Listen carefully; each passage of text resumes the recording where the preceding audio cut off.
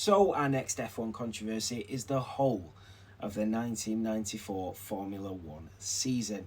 This controversy encompassed the whole season in 1994, and there was so many separate issues, but we're going to start firstly with the illegal fuel filler, first noticed when somehow Michael Schumacher's Benetton left the pits before Ayrton Senna's Williams in Brazil, despite the Brazilian entering the pits first. It would later be the cause of a massive fire at the German Grand Prix, images of which have become super iconic, and it was found that the Benetton had removed the fuel filter from the filler, allowing it to fill 12.5% faster than any other car.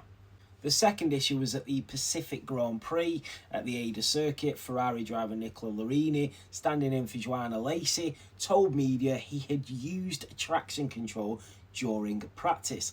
Ferrari strongly denied this, but suspicions were raised when Senna, who had retired on the first lap, watched the whole race from the sideline to see if he could hear where the cars were using traction control.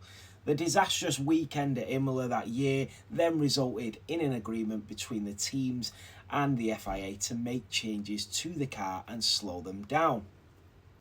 But at the French Grand Prix, Schumacher leapt from third on the grid into the lead by the first corner, and suspicions were raised again. The FIA analysed the Benetton B194 and they said they had found it had launch control, but despite finding this in the system, the FIA claimed that there was no evidence that the Benetton had used it and took no action. Then at the British Grand Prix at Silverstone, Schumacher overtook Hill on the warm-up lap and was given a stop and go penalty. Schumacher, obviously being Schumacher, ignored it and then got a black flag and was banned for 2 races, with the ban due to start at the Italian Grand Prix. After a failed appeal before that came the Belgian Grand Prix, at which, you guessed it, Schumacher was disqualified for an illegal flaw. Just so many controversies in 1994.